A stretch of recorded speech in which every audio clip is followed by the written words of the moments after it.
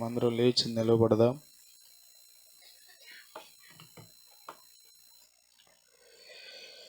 లేచి నిలవబడి దేవుని వాక్యాన్ని చదువుకుందాం. కీర్తనల గ్రంథం 134వ కీర్తన. హేమంత్ వచ్చి చదువుతాడు, కలిసి అనుసరించి దేవుని వాక్యాన్ని పలుకుదాం. 134వ కీర్తన, సామ్స్ 134.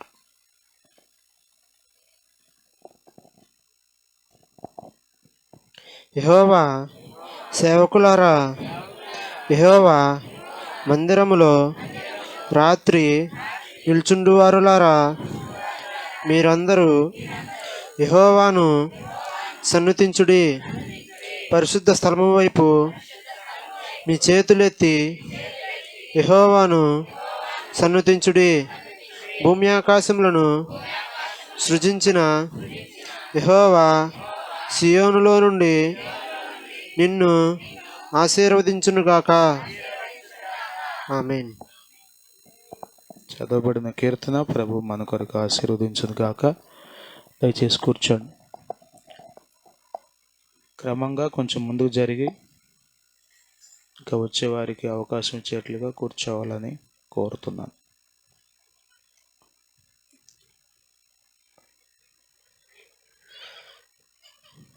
దేవుని పరిశుద్ధ నామమునకు మహిమ కలుగును గాక.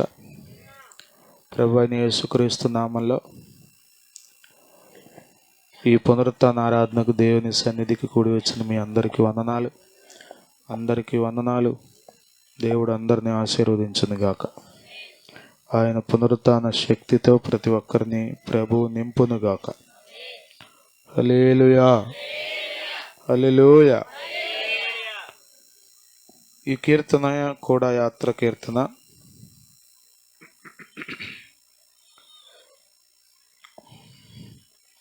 యూదులు అనేక ప్రాంతాలకు చెదిరారు.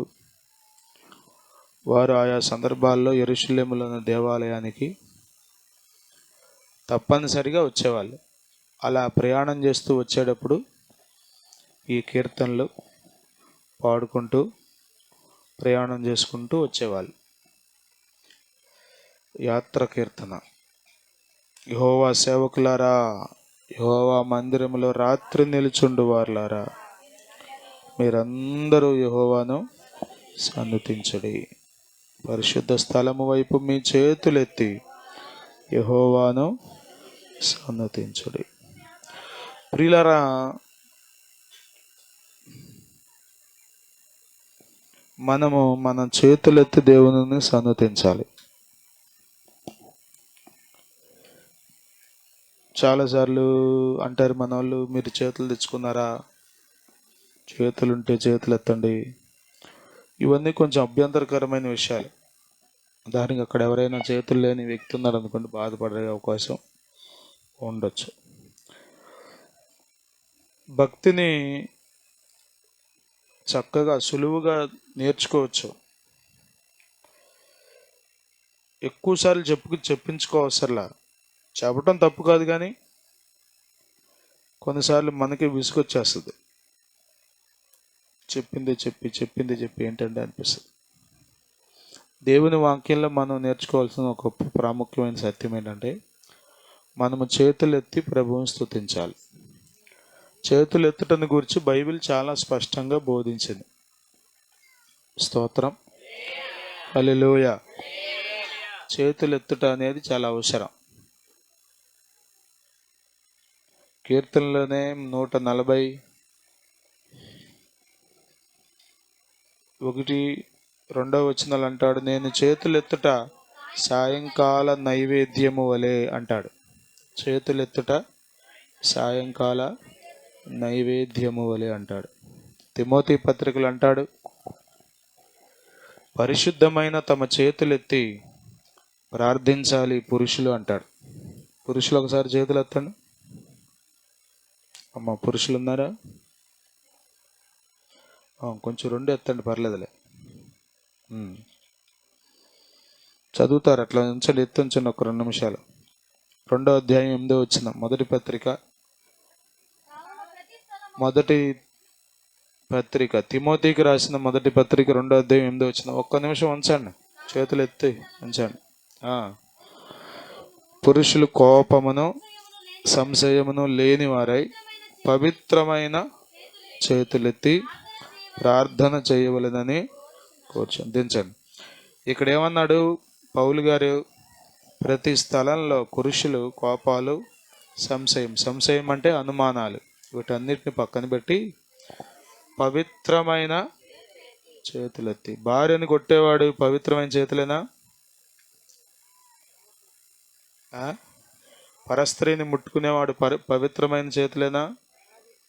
చెప్పండి. మీది కాని వస్తువు ముట్టుకునేవాడు పవిత్రమైన చేతులేనా? చెప్పండి. పవిత్రమైన చేతులు మనం కలిగి ఉండాలి. స్తోత్రం, హల్లెలూయా. మీరు చేతులెత్తి ప్రార్థించాలి. హల్లెలూయా. దేవుడు అండి మనకు శరీర సంబంధమైన సాధకం భక్తిలో ఇన్వాల్వ్ చేసి పెట్టాడు. స్తోత్రం, హల్లెలూయా. వాక్యం వినబడేటప్పుడు మీరు నోరు తెరిస్తే మీకు కష్టం. ఇక అది గుర్తుపెట్టుకోండి. ఇంక అంతకుమించి నేను ఎక్కువ వెళ్ళను. నేను మాట్లాడేటప్పుడు మీరు మాట్లాడుకున్నారంటే మీరు తిప్పలు తెచ్చుకోవడమే, నేనేం చేయలేను. ఇక మీ కర్మకు మీరే బాధ్యులు. ఎంతమంది పాస్టర్లు ప్రార్థన చేసినా పోవ మీకు ఇది దెయ్యాలు. Don't talk. రన్నింగ్ కామెంటరీ పెట్టమాహండి. మీకు కష్టంగా ఉంటే ఇంటి దగ్గర ప్లాస్టర్ వేసుకురండి. ఎంత ధైర్యం మాట్లాడడానికి అసలు మీరు వాక్యం వినబడేటప్పుడు. పిల్లలు వాళ్ళకి తెలియదు, వాళ్ళు మాట్లాడతారు, వాళ్ళు అల్లరి చేస్తారు. కొన్నిసార్లు నేను ఎక్కువ ప్రేమించి మిమ్మల్ని పాడు చేస్తానేమో అనిపిస్తుంది. మొహాన్ని గద్దించాలి మిమ్మల్ని, అప్పుడు పరలోకానికి వెళ్తారు. మిమ్మల్ని గద్దించకపోతే చచ్చి నరకానికి పోతారు. మీ గురించి నేను లెక్కప్పు చెప్పాలి అక్కడ ఆయన దగ్గర తలదించుకొని.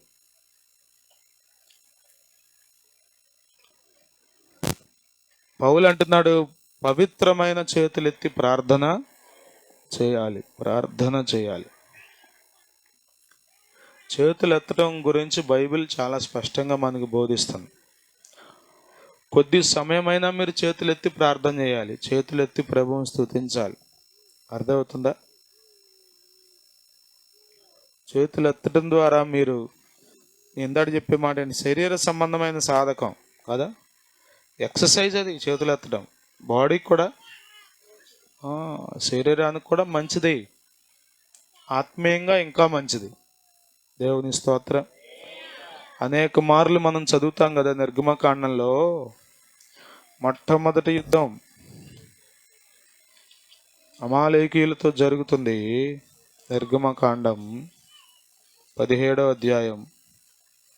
రెఫిదీములో ఇశ్రాయేలీయులు అమాలేకీయులు యుద్ధం చేస్తున్నారు. 17వ అధ్యాయం 8వ వచనం నుండి మీరు చదువుతూ వెళ్తే అక్కడ 11వ వచనంలో రాయబడింది, మోషే తన చెయ్యి పైకెత్తినప్పుడు ఇశ్రాయేలీయులు గెలిచిరి. మోషే తన చెయ్యి దింపినప్పుడు అమాలేకీయులు గెలిచిరి. చేతులు పైకెత్తితేనేమో వీళ్ళు గెలుస్తున్నారంట, చేతులు దించేస్తుంటేనేమో శత్రువులు గెలుస్తున్నారంట. ఎవరు? మోషే చేతులు ఎత్తుతున్నప్పుడు. మోషే దైవజనుడు. అప్పటికే 80 సంవత్సరాలు దాటిపోయింది వయసు. పాపం వృద్ధుడైపోయాడు. చేతులు ఎత్తడం కష్టంగా ఉంది. అయినా కానీ కిందేమో యుద్ధం జరుగుతుంది, పైనేమో మోషే చేతులెత్తి కూర్చున్నాడు అక్కడ. చేతులెత్తుట అంటే ప్రార్థనకు సాదృశ్యం, దేవుని సహాయాన్ని అర్థించుట. యెహోషువ నేతృత్వంలో, యెహోషువ లీడర్షిప్లో యుద్ధం జరుగుతుంది. మోషేనేమో పైన ఉన్నాడు. ఈ సమయంలో పైన మోషే అవసరమే, క్రిందున్న యెహోషువ యుద్ధం చేయడం కూడా అవసరమే. రెండు అవసరమే. యుద్ధం చేయకుండా జయం రావట్లేదు, అట్లా అని చేతులు ఎత్తకుండా కూడా జయం రావట్లేదు. అంటే ప్యారలల్గా ఈ రెండు జరగాలి. మీ కుటుంబాల్లో కూడా అంతే. దేవుని కార్యాలు మీరు చూడాలంటే ఇంట్లో కనీసం ఒక్కళ్ళన్నా ప్రార్థన చేసేవాళ్ళు ఉండాలి. ఒక్కళ్ళు కూడా ప్రార్థన చేయట్లేదంటే మీ ఇల్లు దెయ్యాల కొంపని అది గుర్తుపెట్టుకోండి. దెయ్యాలు వచ్చి కూర్చుంటాయి అంతే. ఒక్కళ్ళు కూడా ప్రార్థన చేయకుండా అమ్మ బిజీలో అమ్మ, నాన్న బిజీలో నాన్న, పిల్లలు బిజీలో పిల్లలు, అందరు బిజీలో అందరూ ఉన్నారు అనుకోండి. మరి ఎవరు మీ కుటుంబానికి జయం ఇచ్చేట్టుగా ప్రార్థన చేసేది ఎవరు? అర్థమవుతుందా మీకు? కళ్ళు తెరిచి వాక్యమేనండి, నోరు మూసి వాక్యమేనండి. మోషే ఒక్కడు, ఇశ్రాయేలీలు అందరూ చేతులు ఎత్తినట్టు లేదు. ఒక్కడు చేతులు ఎత్తాడు, ఇశ్రాయేలీలందరికీ జయం వచ్చేస్తుంది. దేవుని స్తోత్రం. హల్లెలూయా, హల్లెలూయా. ఒక్క ప్రార్థనా పరురాలు ఇంట్లో ఉంటే, ఒక్క ప్రార్థనా పరుడు ఇంట్లో ఉంటే, అంటే మిగతా వాళ్ళు చేయవలసిన లేదని నేను చెప్పట్లేదు, కానీ కనీసం ఒక్కళ్ళు చేతులెత్తి ప్రార్థించే అనుభవాల్లో, దేవుని సహాయాన్ని వేడుకునే అనుభవాల్లో ఉంటే దేవుని కార్యాలు జరుగుతాయి. దేవుడు ఎల్లప్పుడూ నమ్మదగిన వాడే. దేవుడు ఎల్లప్పుడూ మన మనవి వింటాడు. దేవుడు ఎల్లప్పుడూ మన ప్రార్థన ఆలకిస్తాడు. ఎప్పుడు చేస్తారా అన్నట్టుగా చూస్తాడంట ఆయన ప్రార్థన కొరకు, భక్తుల మొర్ర కొరకు. కాబట్టి ప్రియులరా, చేతులు ఎత్తుట అనేది మీరు జ్ఞాపకం చేసుకోండి. దీన్ని మీరు అలవాటు చేసుకోండి. దేవుని స్తోత్రం. హల్లెలూయా. ఈ దినాల్లో పిల్లలు ప్రతిజ్ఞ చెప్పడానికి ఇట్లా చేయి చాపడానికి ఇట్లా చేయి స్టాండ్ ఎత్తే కానీ ఉంటలా, అంత బలహీనమైపోయారు. అసెంబ్లీలో ఓన్లీ ప్లెడ్జ్తో పాటు ఇంకొకటి 2 పెట్టారు ఈ మధ్యన. రోడ్ సేఫ్టీ ప్లెడ్జ్ అని, నేచర్ ప్రేయర్ అని, అట్లన్నిటికీ పెట్టాలట. ఎక్కడ పెడతారు? ఒకదానికే అల్లాడిపోతుంటే ప్రాణం. మీరు శరీరాన్ని సాధకం చేసుకుంటే పెట్టగలరు. చేతులు ఎత్తడం అలవాటైతే ఏముంటుంది? పెద్ద కష్టంగా ఉండదు. కానీ అలవాటు లేదు అసలు. మనకి ఇంటి దగ్గర అలవాటు లేదు, ఎక్కడ అలవాటు లేదు. చాలా జాగ్రత్తగా, రాత్రి చెప్పానే, సుకుమారంగా కూర్చుంటాం. ఇంకేముంటుంది? విజయం ఎలా వస్తుంది? కాబట్టి ప్రియులారా, జ్ఞాపకం చేసుకోండి, మనము చేతులెత్తే అనుభవాల్లో ఉండాలి. అక్కడ అన్నాడు, రాత్రి నిలుచుండు వారలారా అన్నాడు. స్తోత్రం. హల్లెలూయా, హల్లెలూయా. ప్రభు కృప చూపితే వచ్చే నెల నుండి మనం ఆల్ నైట్ ప్రేయర్ పెడుతున్నాం. ప్రార్థన చేస్తున్నాను.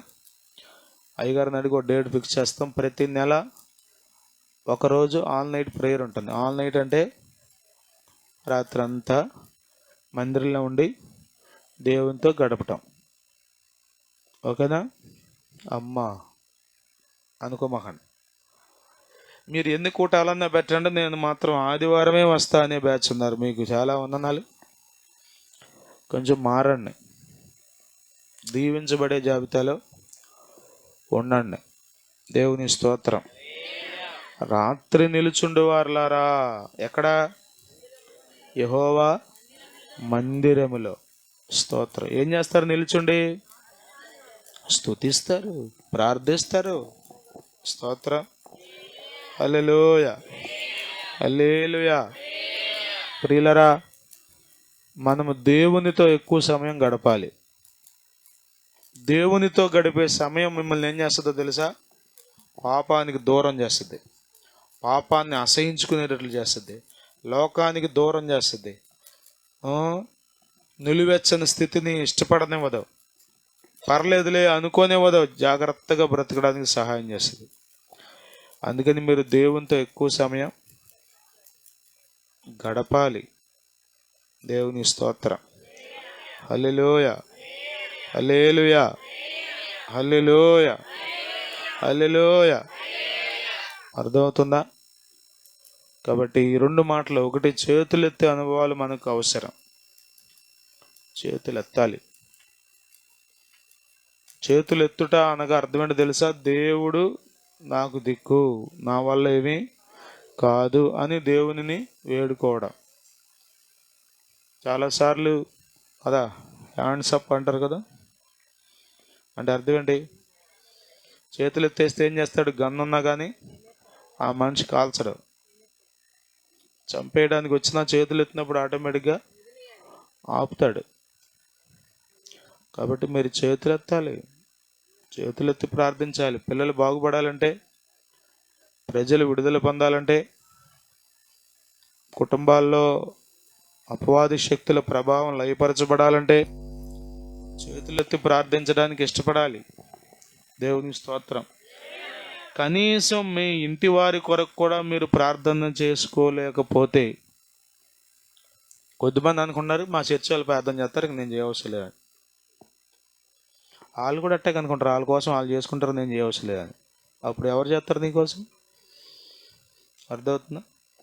కాబట్టి దేవుని పిల్లలుగా మీరందరూ చేతులెత్తి ప్రార్థించే అనుభవాల్లో, చేతులెత్తి ప్రభువుని స్తుతించే అనుభవాల్లో తప్పనిసరిగా ఉండాలి. ఆమె అట్టి కృప ప్రభు మనకు దయచేయును గాక. ఈ కీర్తన ప్రభు మన కొరకు ఆశీర్వదించును గాక. హల్లెలూయా.